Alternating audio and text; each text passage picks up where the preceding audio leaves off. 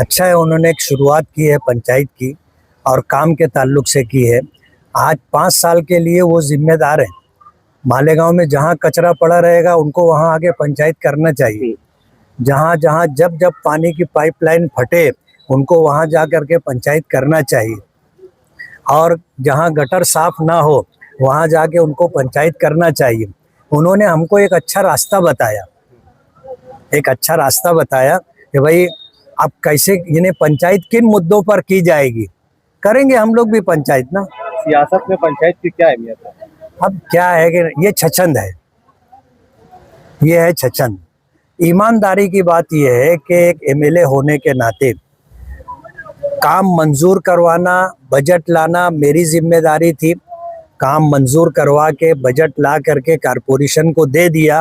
Corporation ने उसका tender निकाला, ठेकेदार ने ठेका लिया, काम शुरू कर दिया। अब अगर कोई रुकावट आ रही है तो उसको दूर करके देना कारपोरेशन की जिम्मेदारी। अंडरग्राउंड पानी का पाइपलाइन उस जगह पर है जहां इनको पोल डालना था। इनको सैकड़ों मर्तबा कहा गया कि भाई तुम पोल अपना वो पानी की अंडरग्राउंड पाइपलाइन सरकाओ। कारपोरेशन ने वो काम करके नहीं दिया।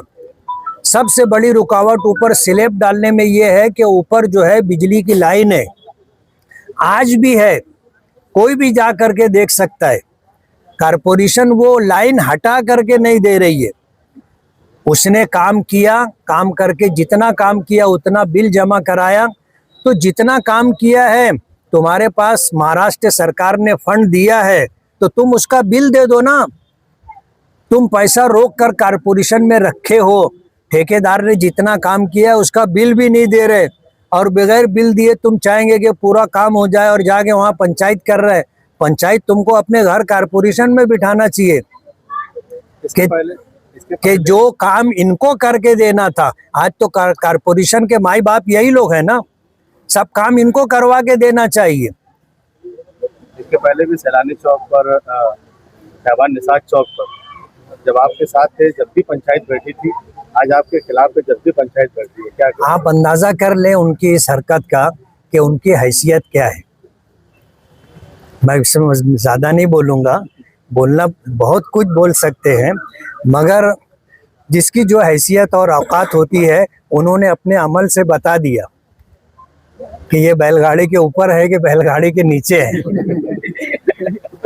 काफ़ी दिनों के बाद अपनी मुलाकात हो रही है। मैं ऐसा समझता हूँ कि तकरीबन 2.5 महीने के करीब हो रहे हैं। आज इस मौके पर आप लोगों से रूबरू होने का सबब ये है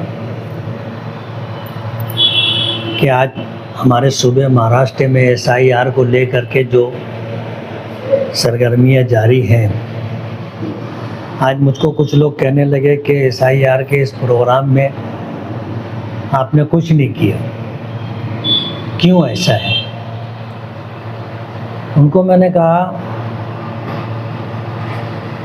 कि मैं ऐसा मानता हूँ कि पूरे महाराष्ट्र बल्कि पूरे देश में एक भी भारतीय नागरिक ऐसा नहीं होगा जो ये चाहता हो कि उसको बांग्लादेश भेज दिया जाए या उसे डिटेंशन कैंप में रहने का शौक हो। बल्कि हर नागरिक ये चाहता है कि उसकी शहरियत और नागरिकता बाकी रहे। उसके लिए वो अपने अपने तौर पर जतन और जद्दोजहद कर रहा है। इसलिए कोई एक शख्स भी ऐसा नहीं है कि जिसको बेदार करने की या जिसको जो है मजबूर करने की ज़रूरत पेश आए कि तू अपनी शहरियत और नागरिकता बाकी रखने के लिए ये सब कुछ कर। हर आदमी कर रहा है। और रह गई बात लोगों का मैपिंग का मैटर था, वो भी हो गया और उसी के साथ एसआईआर की कार्रवाई चल रही है। लोग बराबर फॉर्म भर रहे हैं। ऐसा नहीं है कि लोग फॉर्म भरना नहीं चाहते और हिंदुस्तान से हिजरत करके बांग्लादेश जाना चाहते हैं। इसलिए हमने शोबाजी नहीं की, शोर शराबा नहीं किया। हमने अपने तौर पर अपने कारपोरेटरों को लगा करके लोगों की जो मदद हो सकती थी, जो ताउन हो सकता था, हमने वो सब कुछ किया। हमारा ऐसा मानना है कि जो लोग ये शोर शार कर रहे हैं और इस तरह लोगों के दरमियान खौफ का माहौल बनाने की कोशिश कर रहे हैं, दर पर्दा बात कुछ और है। आप अगर देखोगे लोकसभा का इलेक्शन हुआ, वोटर लिस्ट में जो वोटरों की तादाद थी वो 3,02,000 थी। लोकसभा का इलेक्शन हो जाने के बाद हमारी जानकारी ये है कि तकरीबन 5,600 कुछ वोट बाकायदा फॉर्म भर के कटवाई गई। 6,000 वोट अगर कट जाती है तो 2,96,000 वोट बची थी। उसके 5 महीने के बाद जब विधानसभा का इलेक्शन होता है तो वोटरों की तादाद 3,43,000 से ऊपर हो जाती।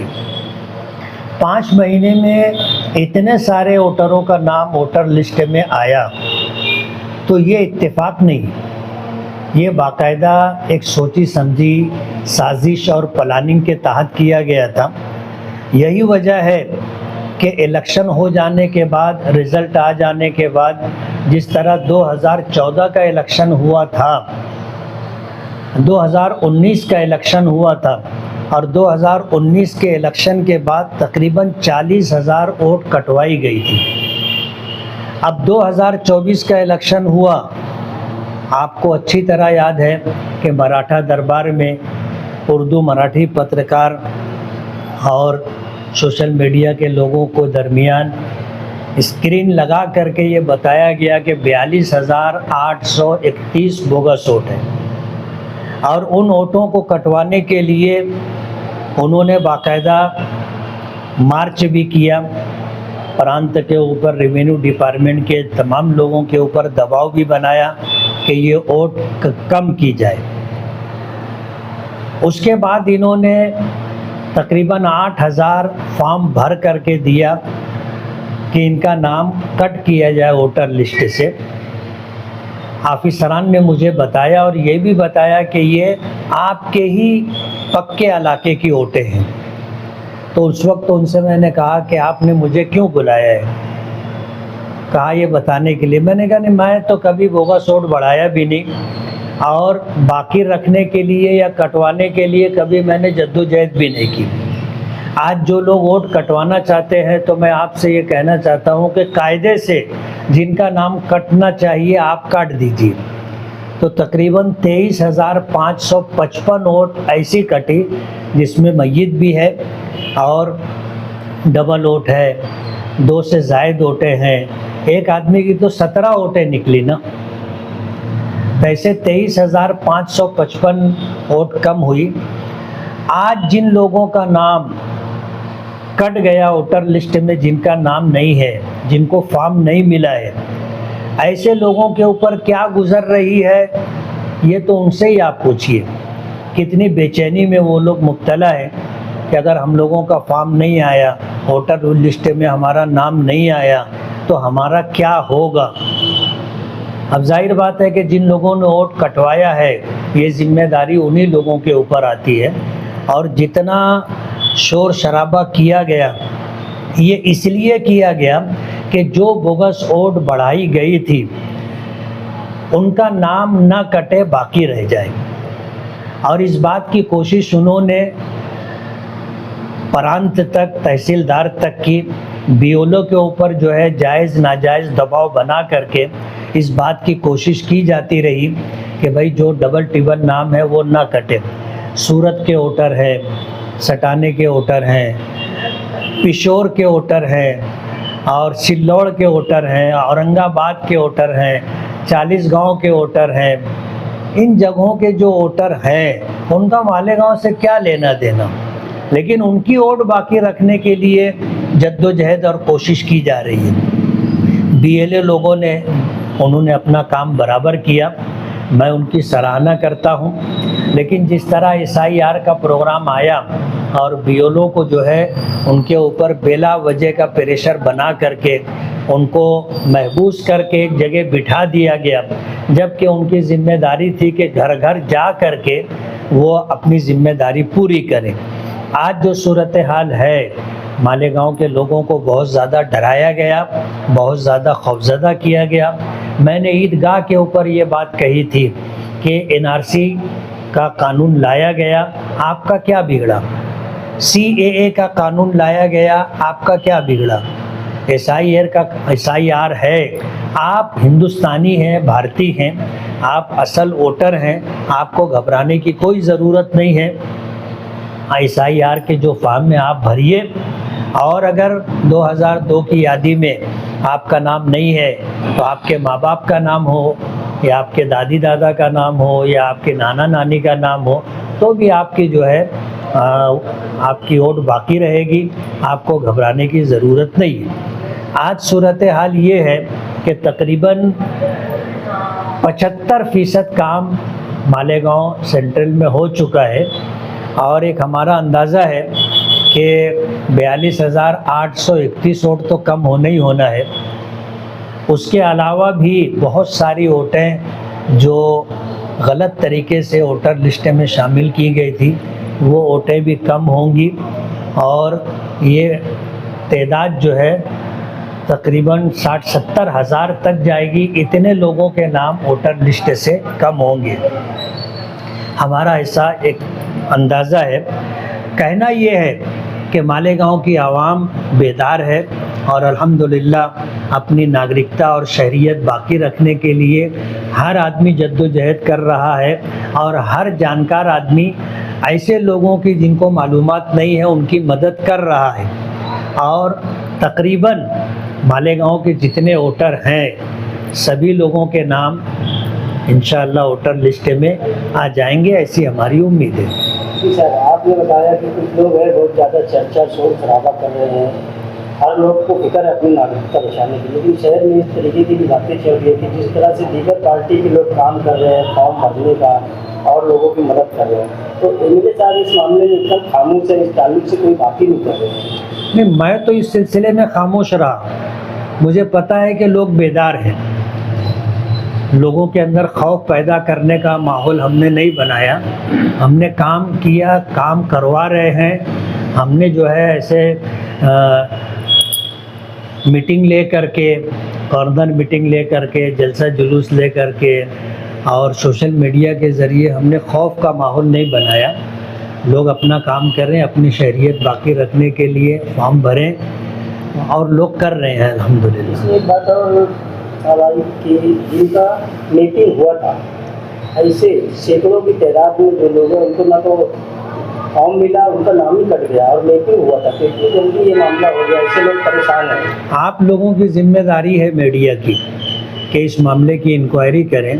मेरी जानकारी ये है कि बाकायदा नाम कटवाया गया, और इस सिलसिले में मैंने जा कर के प्रांत साहब से बात भी की। उन्होंने मुझे बताया कि तकरीबन 8,000 के करीब फॉर्म भर के दिया गया। सर, अभी एसआईआर जो है आखिरी मरहले में पहुंच गया, तकरीबन काम खत्म हो रहा है। आज आप जो है आखिरी मरहले में आके लोगों को ये बयान दे रहे हैं कि आपको टेंशन लेने की ज़रूरत नहीं है, तो बाकी का काम तो दूसरी पार्टियां तो ये कहेंगी ना कि हमने तो सब काम कर लिया, ये तो आखिरी मरहले में आके लोगों से कह रहे हैं कि भाई। अगर कहने की बात है तो मैंने कॉर्नर मीटिंग ले करके 150 लोग, 10-20 लोगों के दरमियान ये बात नहीं कही। मैंने 1.5 लाख के मजमे के अंदर एसआईआर के ताल्लुक से बात की थी। अगर आपको याद होगा तो आप मेरी बात से इत्तेफाक करेंगे। एसआईआर का भी बात हो गई, मालेगांव में नोमानी पुल को लेके ज़्यादा बेचैनी और एक बच्ची की जान भी चली, आप उसका जिम्मेदार उस ठेकेदार को माना जाए? मैं इस सिलसिले के अंदर जिम्मेदार कारपोरेशन के ऑफिसरान को मानता हूँ। हमने नोमानी पुल के ताल्लुक से 5 करोड़ रुपये का फ़ंड मंजूर करवाया, जिसमें से 2 करोड़ रुपया उस फंड में मालेगांव कारपोरेशन को मिल चुका।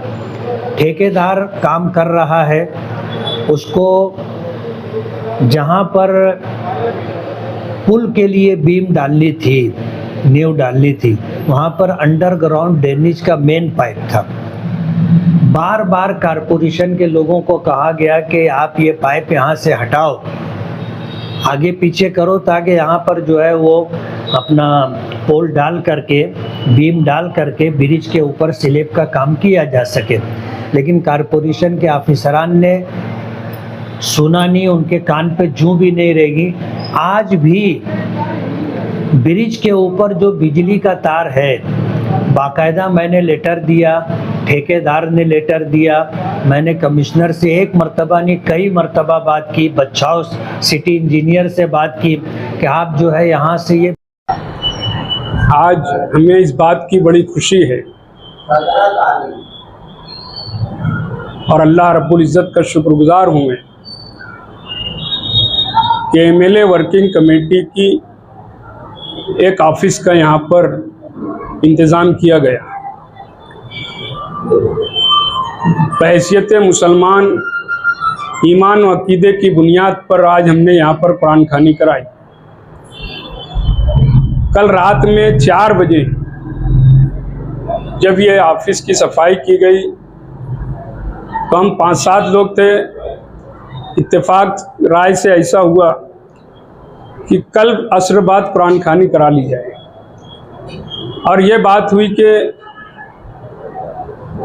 मोबाइल या व्हाट्सएप के ज़रिए अपने जो लोग हैं एमएलए वर्किंग कमेटी के जो जिम्मेदारान हैं उन तक संदेशा पहुंचा दिया जाए। कोई बहुत बड़ा प्रोग्राम हम आज कर नहीं रहे थे, हम सिर्फ आज यहाँ पर कुरान खानी कराए हैं। इंशाअल्लाह आने वाले जुमा के रोज़ 14 अगस्त बरोज़ जुमा इसी वक्त शाम 5 बजे से 7 बजे तक इस ऑफिस का इफ्तिताह किया जाएगा मुफ्ती मोहम्मद इस्माइल कासमी एमएलए साहब के हाथों से, जिसकी सदारत अलहाज मोहम्मद यूनुस शेख ईसा साहब फरमाएंगे। हमने जो कोशिश की, जो जद्दोजहद की और उसमें कामयाब हुए ऑफिस बनाने में, मैं ये समझता हूँ कि बरसहा बरस मुफ्ती साहब के साथ लोग रहे और हैं और इंशाअल्लाह रहेंगे। सियासी सूझबूझ या सियासी हिकमत अमली से जो काम करना चाहिए वो इंशाअल्लाह हम अब करेंगे। 11 मई 2026 को हमने एमएलए वर्किंग कमेटी का ओहदा तकसीम किया दिलावर हॉल में। अभी मुकम्मल 4 महीने हुए नहीं हैं, लेकिन इस 4 महीने में इस शहर में एमएलए वर्किंग कमेटी ने अपना वजूद बना लिया है,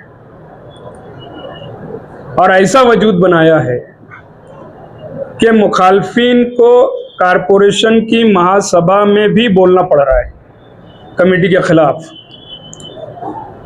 उन लोगों को अगर हमारे खिलाफ एमएलए साहब के खिलाफ बोलना था तो एक जलसा लेते, रोड पर सियासी स्टेज लगाते।